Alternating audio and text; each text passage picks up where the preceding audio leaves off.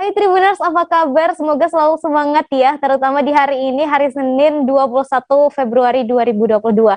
Saya Ratu Sejati akan menemani Anda di live travel update dan memberikan sejumlah rekomendasi tempat-tempat asik Tribuners buat liburan yang tentunya nanti bisa Anda datangi di akhir pekan. Disampaikan secara langsung bersama sejumlah reporter kami yang berada di berbagai daerah di Indonesia.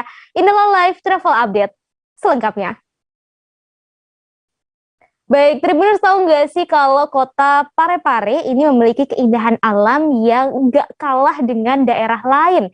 Sebagai tempat persinggahan, kota Parepare ini memiliki pemandangan alam yang sangat indah serta kuliner khas Bugis yang lezat. Satu lokasi yang bisa Anda kunjungi adalah Bukit Amais Cafe and Resto. Lokasinya berada di dataran tinggi Tribuners, tepatnya di Jalan Jenderal Sudirman, Kecamatan Bacukiki Barat, Kota Parepare. Karena lokasinya yang berada di ketinggian, jadi akan ada banyak sekali pemandangan indah yang disuguhkan. Selengkapnya, sudah ada M. Yaumil di sana dari Tribun Timur. Selamat sore Yaumil, bisa digambarkan seperti apa indahnya Bukit Amais Cafe and Resto ini? Iya, baik rekan. Jadi di Cafe Amais Cafe and Resto ini, keindahan utamanya itu berada pada sore hari. Karena dari atas, yang letaknya juga di atas ketinggian, dari Cafe Amais ini kita bisa melihat pemandangan alam, khususnya ketika matahari terbenam. Nah, ketika matahari terbenam itu akan tampak sekali keindahan alam kota Parepare, baik dari kotanya dan juga laut dari kota Parepare. Jadi di atas Bukit Amais kita bisa menikmati pemandangan alam yang tidak kalah indah daripada kota-kota lainnya di Sulawesi Selatan. Seperti itu rekan. Kemudian untuk keunggulan sendiri nih dari Bukit Amais Cafe and Resto selain pemandangan yang disuguhkan, Yaumil, boleh disebutkan? Oh iya, jadi selain pemandangan yang bisa kita nikmati, juga ada makanan khas dan minuman-minuman andalan di Cafe Amais ini. Nah, seperti yang bisa saya sebutkan itu nasi ayam paleko itu adalah makanan khas Bugis, dan juga ada aneka minuman modern seperti americano, terus kopi susu dan seperti yang biasa kita jumpai di kafe-kafe modern. Selain itu di kafe ini juga ada live musik yang disuguhkan sehingga pengunjung bisa sangat betah untuk berlama-lama di kota Parepare, seperti itu. Baik, kemudian boleh dijelaskan Yaumil soal tadi makanan ada yang dijual makanan khas Bugis begitu ya. Mungkin boleh disampaikan seperti apa bentuknya, kemudian terbuat dari apa dan rasanya seperti apa. Silakan Yaumil. Ya, baik rekan. Jadi untuk makanan paleko sendiri itu terbuat dari ayam yang sudah dipanaskan sebelumnya dan dimasak lama menggunakan rempah-rempah khas, rempah-rempah tradisional. Dan itu bentuknya seperti gulai, cuman lebih khas ke daerahan dengan rempah-rempah yang disajikan. Seperti itu, rekan. Baik, terakhir untuk rutenya mungkin bisa disampaikan akses menuju ke Bukit Amais Cafe and Resto dan untuk harga makanan serta minuman, range harganya. Silahkan, Yaumil. Iya, baik. Jadi kota Parepare sendiri itu berada 152 km dari kota Makassar sebagai kota madya Provinsi Sulawesi Selatan. Nah, jaraknya itu bisa ditempuh dengan bermobil sekurang lebih 3 sampai 5 jam. Nah, terus untuk range harga minuman, aneka minuman itu sangat bervariatif.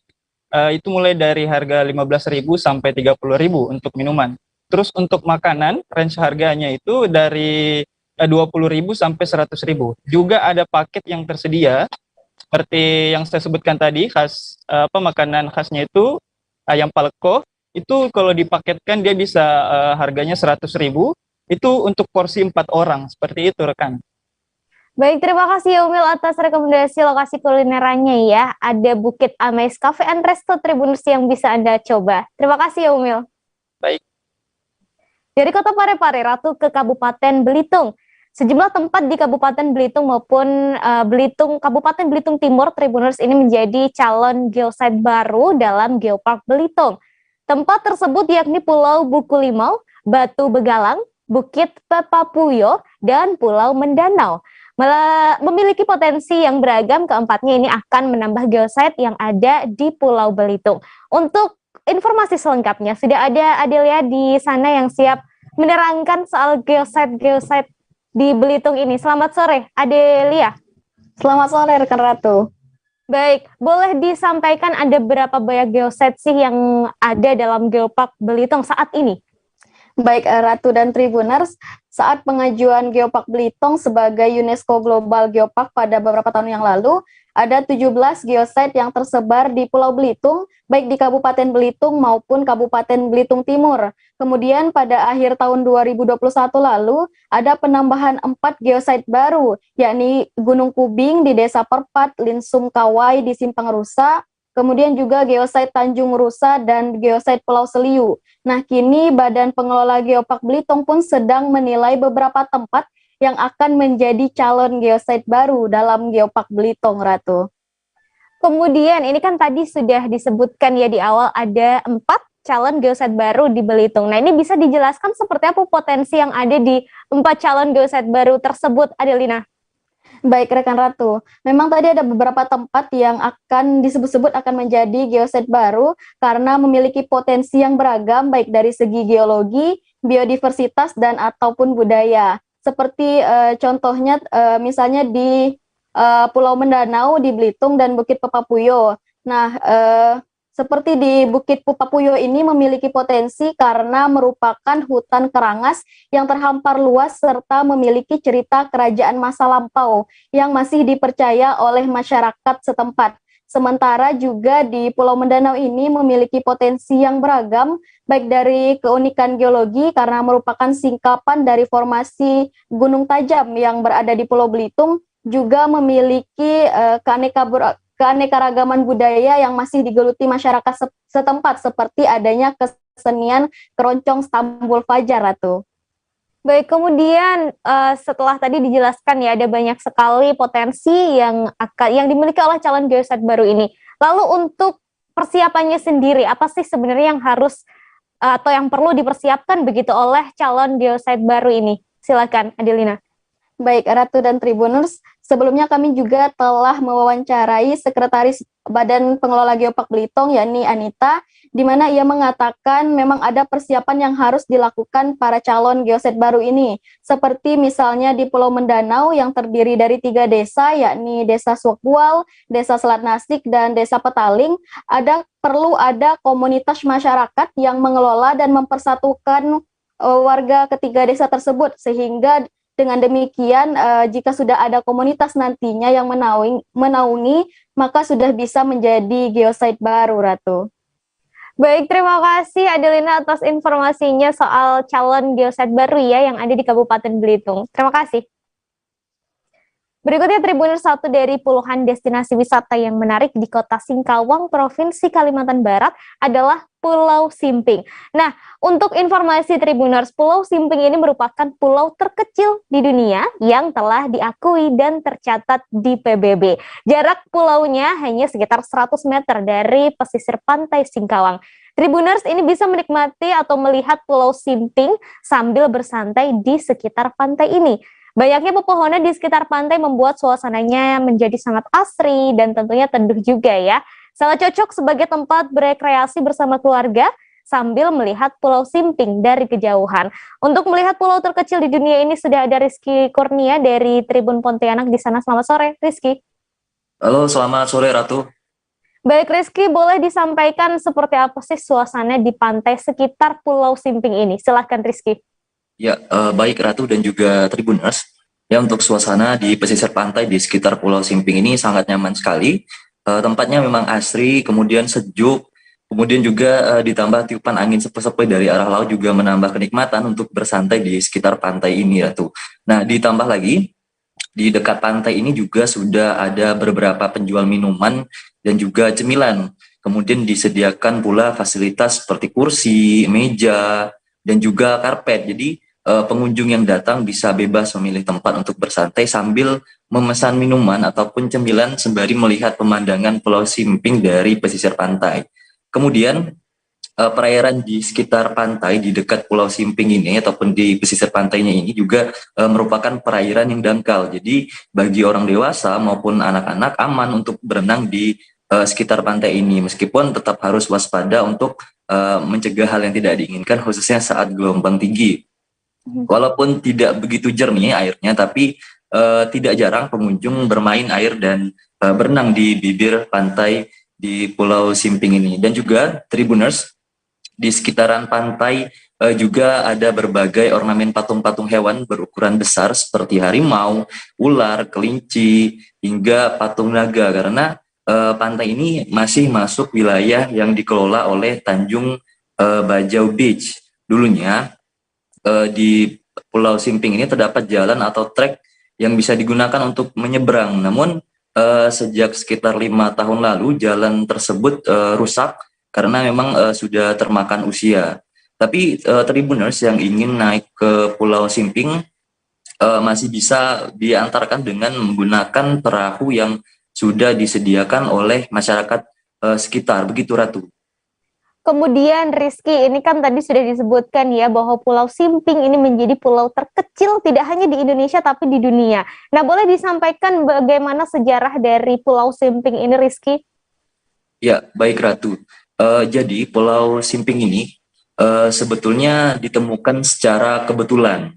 Jadi kala itu pemerintah menginstruksikan jajaran lurah di wilayah Kota Singkawang untuk menginventaris pulau-pulau di wilayah mereka. Kemudian lurah Sedau waktu itu memasukkan nama Pulau Simping ini karena waktu itu masih terdapat warga yang tinggal di pulau tersebut.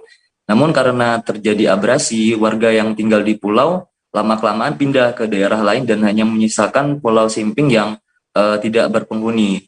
Dulunya Pulau Simping ini dinamakan dengan Pulau Kelapa II karena di tengah pulau dulunya itu tumbuh 2 buah pohon kelapa gitu. Nah, saat ini Pulau Simping sendiri hanya diisi tumbuhan, kemudian ada pasir dan bebatuan saja di atasnya. Dan juga ada altar yang dulunya pernah digunakan oleh warga untuk bersembahyang, Ratu. Baik, kemudian terakhir Rizky, untuk bisa menuju ke Pulau Simping ini boleh disampaikan seperti apa aksesnya? Ya, untuk menuju ke lokasi wisata Pulau Simping ini sebetulnya tidak sulit. Jalurnya sama dengan lokasi wisata Pantai Batu Burung. Jadi dari Jalan Raya Sedau, Tribuners bisa berbelok ke Jalan Malindo di dekat Jembatan Sedau dan ikutin aja jalannya sampai ke ujung. Jadi lokasi Pulau Simping ini ada di ujung Jalan Malindo, jaraknya sekitar 7 sampai 8 km dari persimpangan Jalan Sedau tadi. Nah, Tribuners juga bisa menggunakan Google Maps untuk mendapatkan jalur yang lebih akurat atau juga bisa bertanya ke warga-warga sekitar karena memang lokasinya melewati permukiman warga, Ratu. Baik, terima kasih Rizky atas rekomendasi lokasi wisatanya. Tribuners, Pulau Simping, pulau terkecil di dunia, bisa menjadi satu pilihan nanti di akhir pekan ya. Terima kasih Rizky. Terima kasih, Ratu. Kita ke Cirebon, Tribuners, melihat wisata mangrove Edu Park yang kabarnya akan segera hadir di Indramayu. Objek wisata yang satu ini digadang-gadang akan menjadi daya tarik utama untuk wisatawan yang hendak berkunjung ke Kabupaten Indramayu. Hal ini karena menawarkan konsep yang berbeda. Bahkan katanya kalau liburan ke lokasi ini akan berasa sedang berwisata di pulau pribadi. Benar nggak ya Tribuners? Sudah ada Handika di sana, langsung saja. Selamat sore Handika.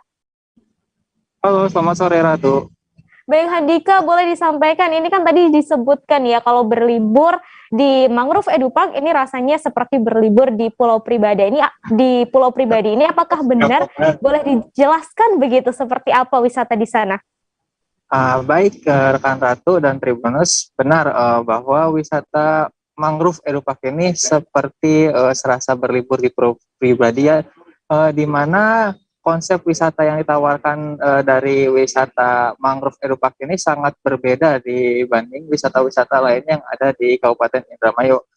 Saat berkunjung, Tribuners akan dimanjakan langsung dengan pesona pantai yang jarang sekali dijamah oleh manusia. Lokasinya itu berada di ujung hutan mangrove di Desa Pabean Udik, Kecamatan Indramayu, Kabupaten Indramayu. Hal inilah yang membuat wisata Mangrove Edu Park ini tuh serasa berwisata di pulau pribadi, mengingat di lokasi wisata setempat juga merupakan wisata privat ya, atau wisata bookingan, di mana tidak ada wisata lainnya selain wisatawan tersebut. Sehingga sangat direkomendasikan bagi wisatawan yang ingin berlibur di tempat yang sepi, dan wisata mangrove Edu Park ini bisa menjadi salah satu rekomendasinya. Begitu, Ratu. Baik, kemudian lokasi wisata ini kan merupakan Edu Park ya. Kemudian saya ingin tahu untuk edukasi apa sih yang diberikan di lokasi ini, Handika? Ya benar, Ratu. Untuk konsepnya sendiri memang wisata mangrove Edu Park ini lebih mengedepankan edukasi ya kepada wisatawan, di mana di sana wisatawan bisa belajar banyak soal tanaman mangrove yang berada di Kabupaten Indramayu. Hal ini dapat mulai dirasakan oleh wisatawan saat hendak menuju ke lokasi wisata, di mana wisatawan akan diberangkatkan dari Pelabuhan Karangsong. Nantinya dengan menggunakan perahu mereka akan menyusuri hutan-hutan mangrove hingga ke ujung hutan tersebut, hingga menuju ke lokasi pantai tersebut. Di saat menjelajah hutan mangrove ini, wisatawan akan melihat langsung bagaimana ekosistem alami dari hutan mangrove yang ada di Kabupaten Indramayu. Di sana juga wisatawan akan melihat langsung hewan-hewan apa saja yang hidup di hutan mangrove tersebut. Di antaranya itu adalah burung-burung ya, yang nantinya itu mereka akan terbang di atas kepala kita saat menggunakan perahu. Termasuk juga di sana itu ada spot di mana tempat itu akan muncul ikan-ikan bandeng yang saat ditepuk tangan atau perahu mengelilingi lokasi tersebut, ikan-ikan bandeng itu akan loncat-loncat. Hal ini seperti ikan terbang. Dan fenomena tersebut hanya terdapat di hutan mangrove Kabupaten Indramayu.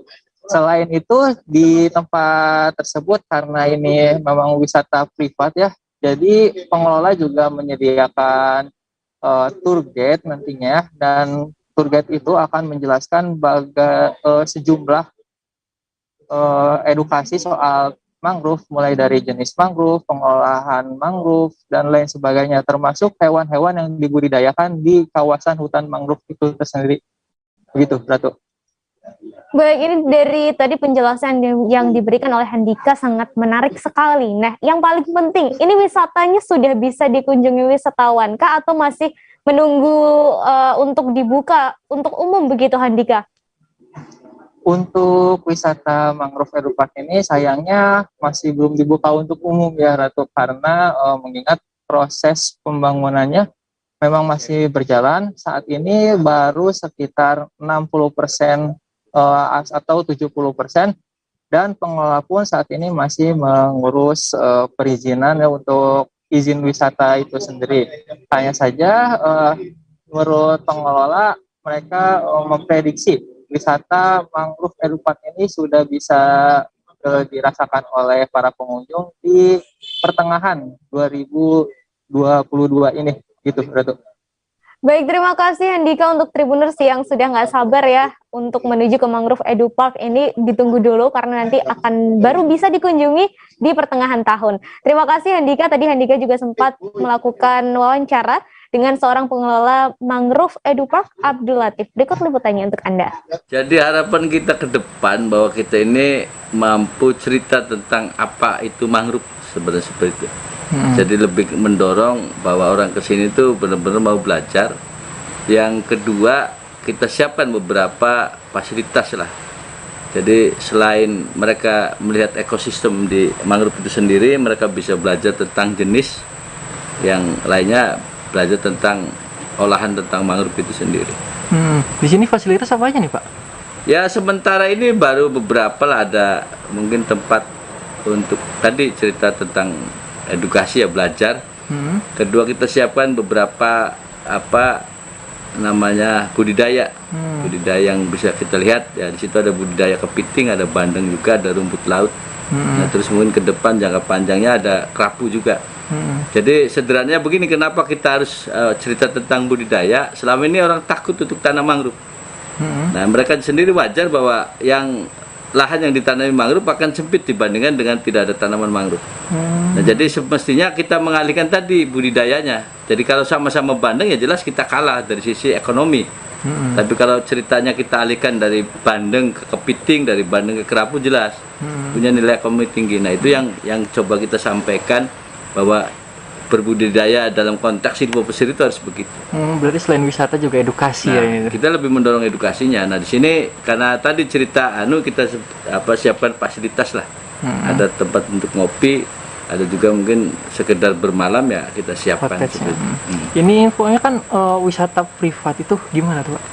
Jadi harapan kita gini, jadi kalau cerita lingkungan kita sendiri harus ya tadi, karena ceritanya banyak kalah. Satu, sampah. Terus juga beberapa kalau semakin banyak orang mungkin tempat-tempat kita juga terganggu lah, istilahnya kan begitu. Jadi kita batasi, jadi maksud saya bahwa Baik Tribuner, setelah ini kami akan kembali lagi tentunya dengan beragam rekomendasi lokasi wisata lainnya di Indonesia. Tetap bersama kami di Live Travel Update. Oke, apa kabar Bang Arif di sini untuk strateginya? Kalau saya sendiri di Jumit 37 ini yang semalam baru mulai, Apa yang dirasakan kawasan ini Kang? Sebenarnya aku nggak ngerasain penangkapan atau penggerbegan atau apapun itu, karena gini loh, posisinya aku kriteria. Jadi kita mengenal disebut dengan stroke yang tidak berdarah dengan stroke yang berdarah. Stroke yang tidak berdarah itu biasanya ditandai dengan adanya penyumbatan. Kalau itu terjadi di sini mungkin pikirnya tidak ke situ kali ya, tapi kalau di Korea atau di Kamboja itu ada beberapa paper yang saya itu Mas, ya dulunya tukang koran. Oh gitu ya, Tukang koran. Ya, saya baca itu Pak. Tuh kan, pernah baca kan? Ya. Jadi kalau saya jadi tangga, itu udah bersyukur banget. Si anak ini dijadikan sebagai tersangka begitu. Ya, kalau ini kita bicara yang di luar kasus Sebongombo ya. Dengan nama hujan shower, di mana terdapat batas jelas antara daerah hujan dan tidak hujan yang biasanya terjadi pada fase awal mature stage atau tahap berbahaya dewasa. itu Kang. Jadi mulai artinya terjadinya perlembekan. Nah itu untuk penetrasi akan sulit begitu ya. Dok, saya ini menurut saya memang tidak mudah, bukan urusan tanah diambil. Kalau misalnya Amerika Serikat sekarang, Rasulullah mengatakan dalam sebuah hadis bahwa berpuasa di 6 hari Syawal itu. Oke, apa kabar Bang Arif di sini untuk strateginya? Kalau saya sendiri di Jumit 37 ini yang semalam baru mulai, Apa yang dirasakan kawasan ini Kang? sebenarnya aku nggak ngerasain penangkapan atau penggerbegan atau apapun itu, karena gini loh, posisinya aku kriteria.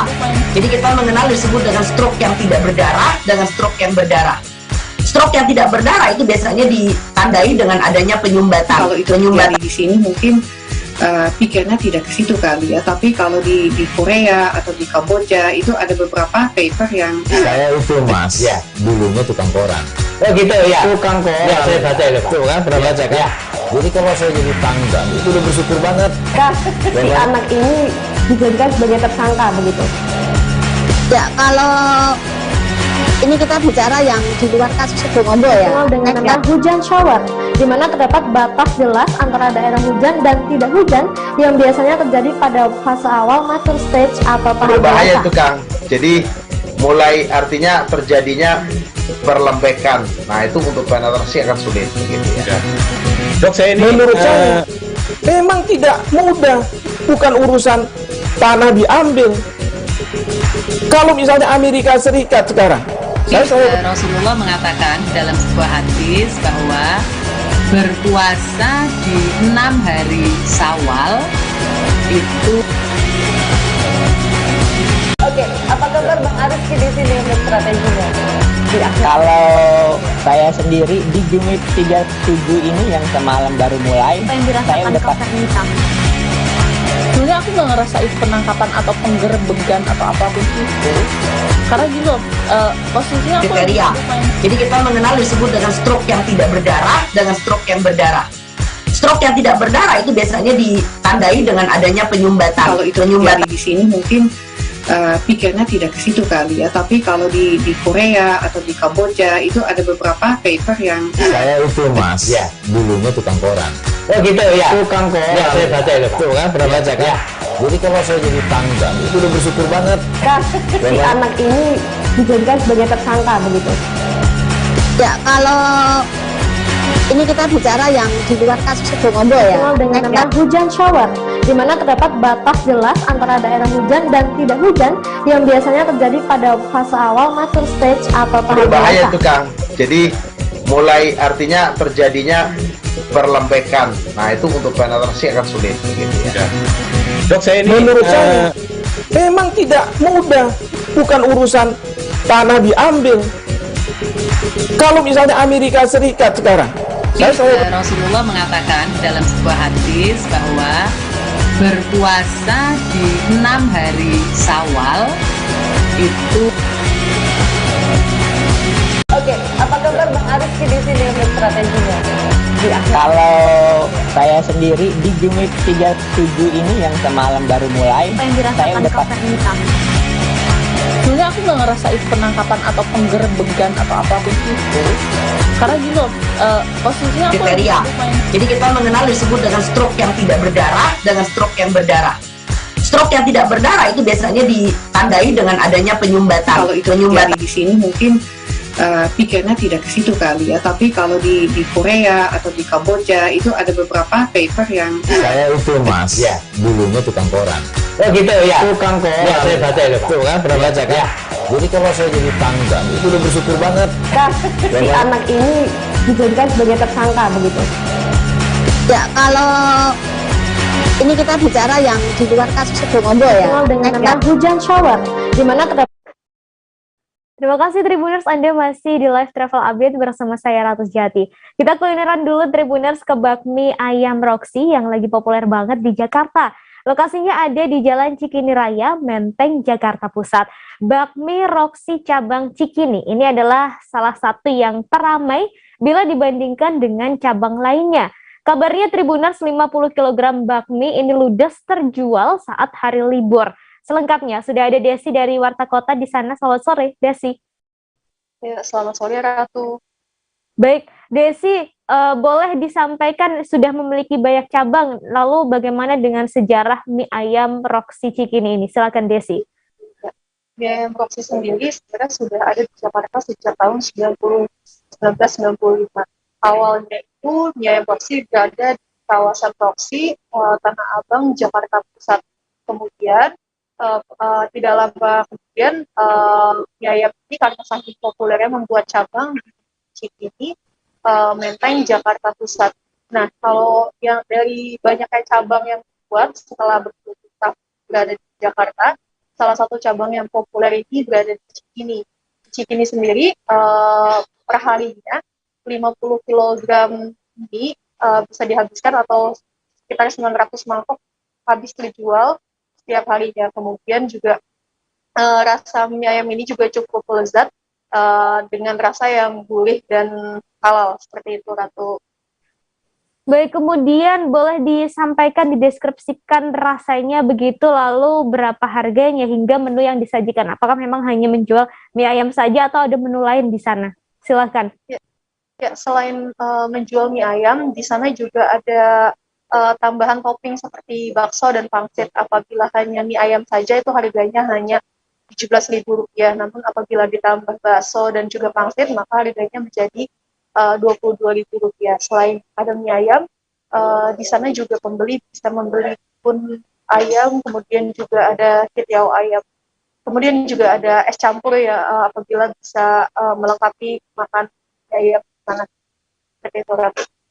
Baik, terima kasih Desi atas rekomendasi lokasi wisata kulinernya ya yang ada di Jakarta, mie ayam Roxy Cikini Tribuners. Karena sudah sangat ramai, bisa jadi pilihan untuk makan siang atau nanti dikunjungi saat akhir pekan ya. Tadi Desi juga sempat melakukan wawancara dengan pegawai bakmi Roxy cabang Cikini. Darno, berikut liputannya untuk Anda. Mas Darno, Mas kalau yang mie ayam Roxy di berapa? Udah dari tahun berapa sih adanya? Dari tahun 95, Mbak. 95. Yang pertama sebenarnya di mana? Yang pertama yang di Roxy. Yang beliau satu, terus ini makan malam terus di sana. Ada 3 ya berarti di Jakarta? Banyak, Mbak. Ada banyak ya. Mas kalau perharinya di sini berapa kilo mie sih yang habis? Kalau di timur lah ya Pak ya, bisa nyampe 50. 50 itu berapa mangkok tuh habis? 50 bisa nyampe berapa sih ya? Ratusan lah Mbak. Ratusan ya? Berapa? 700 900 mangkok mie ya berarti. Nah itu satu mie harganya berapa sih kalau misalnya ini? Kalau mie ayam aja 17. Kalau yang biasa 17 ayam doang sama pangsit segala macam kalau lengkap? Kalau pangsit baso 22 Mbak. Dua berapa? 22 kalau lengkap ya. Oke. Mas, kalau di sini ini mie-nya bikin sendiri atau gimana? Ini udah ada yang nyetokin dari Roxy ini. Oh, berarti cabang Roxy-nya ini udah nyetokin ya mie-nya. Bikin sendiri berarti asli dari ininya ya. Oke, kalau gitu. Setelah kenyang berwisata kuliner, kini saatnya Ratu mengajak Anda untuk berwisata sejarah Tribuners ke Sulawesi Tenggara. Belajar sejarah di Kota Tua Kendari yang berada di Kelurahan Kandai, Kecamatan Kendari Sultra. Sejumlah peninggalan bangunan bersejarah kolonial masih berdiri kokoh Tribuners. Di antaranya adalah rumah pesanggerahan Belanda. Lalu untuk melihat sejarah yang ada di Kota Tua Kendari ini, sudah ada Husni di sana. Selamat sore, Husni. Husni, boleh diceritakan peninggalan sejarah apa saja yang ada di Kota Tua Kendari ini dan bagaimana sejarahnya? Silahkan Husni. Ya, baik. Rekan Ratu, dapat saya informasikan bahwa memang betul Kelurahan Kandai, Kecamatan Kendari ini menjadi salah satu lokasi yang bagi Tribuners di rumah untuk menghabiskan waktu libur dengan mengedukasi sejarah di Kota Tua Kendari. Nah, apa saja yang ada di Kota Tua Kendari ini? Yaitu ada Bapperda. Bapperda ini ialah Ratu bangunan yang dulu digunakan oleh masyarakat lampau pada masa penjajahan kolonial Belanda untuk melangsungkan pernikahan ataupun acara-acara besar. Kemudian tidak jauh dari Bapperda ini juga kita akan menemukan rumah jabatan kolonial Belanda atau Garnizers Battalion Detachment yang mana ini saat ini digunakan oleh saat itu digunakan oleh Gubernur pertama Sulawesi Tenggara Haji Wayong sampai dengan Haji Alala. Kemudian setelah itu di 10 meter dari rumah jabatan Gubernur Sultra pertama ini, kemudian kita akan menemukan water surveyor dan juga penjara kolonial Belanda. Kemudian 30 meter dari yang disebutkan tadi, kita juga akan menemukan yaitu rumah jabatan dari kolonial Belanda yang saat ini juga telah dialihfungsikan sebagai rumah jabatan Korem 143 Haluoleo. Menurut penjaga ataupun lurah dari kawasan Kota Tua Kendari ini, yaitu Ladana, mengatakan memang dari masa kepemimpinan pemerintahan Belanda dari pada saat di Kota Kendari, kemudian meninggalkan Kota Kendari, itu sudah banyak bangunan-bangunan yang telah dialihfungsikan dan diubah begitu rekan Ratu, namun hal ini tidak mengubah dari struktur bangunan aslinya seperti itu rekan Ratu. Baik, kemudian saya ingin disampaikan untuk pantauan di lapangan seperti apa situasi saat Anda berkunjung ke sana, ke Kota Tua Kendari, Husni? Ya, baik rekan Ratu.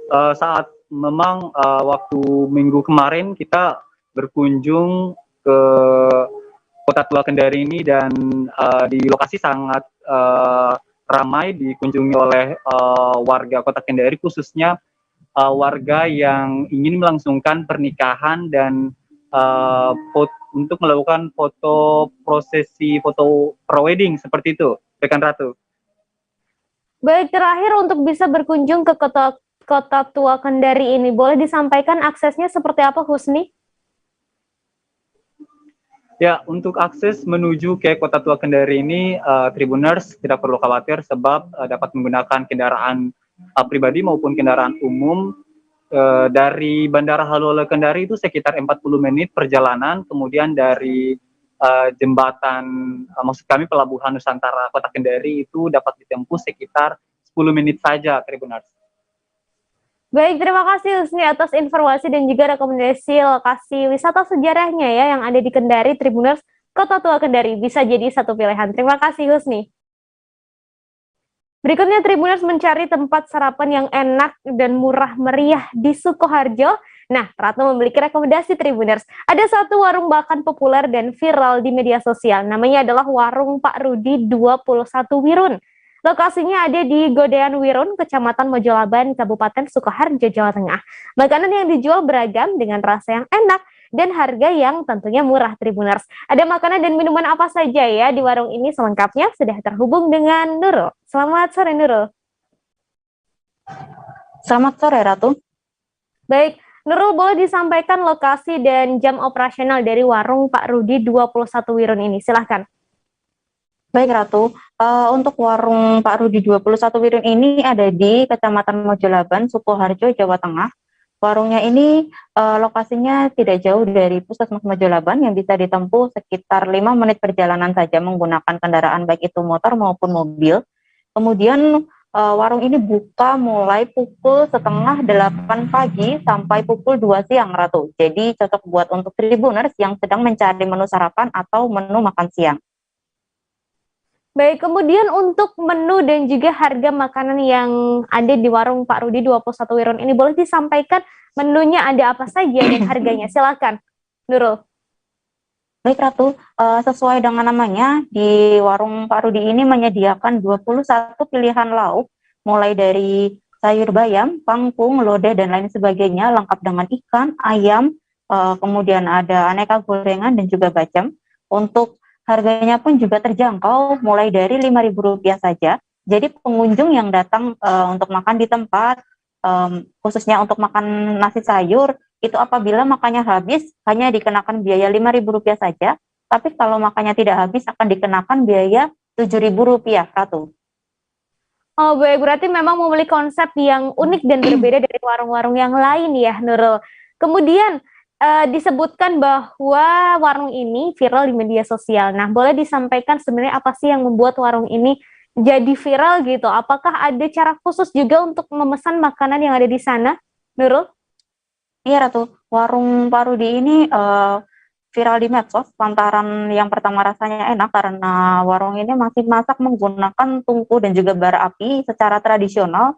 Yang kedua, bumbu rempahnya yang digunakan itu banyak. Terus harganya pun juga murah karena warung ini sudah berdiri sejak tahun 2005 di mana awal mula buka hanya menjual seharga Rp3.000 saja dan sekarang menjualnya hanya Rp5.000 saja untuk nasi sayur.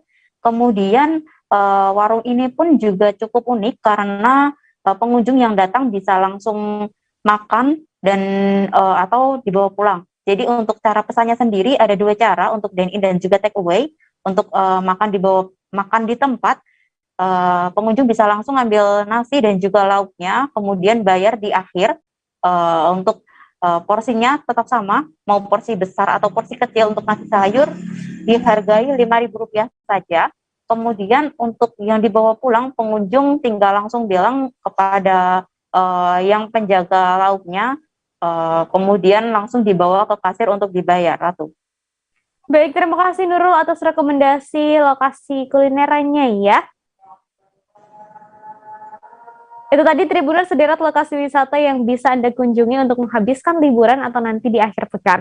Karena masih di tengah pandemi, Tribuners Ratu kembali mengingatkan untuk tetap wajib disiplin menerapkan protokol kesehatan serta aturan PPKM yang berlaku. Tribuners, saya Latu Sejati beserta kru yang bertugas pamit undur diri. Selamat sore dan sampai ketemu di live travel update selanjutnya. Jangan lupa like, subscribe, dan share ya!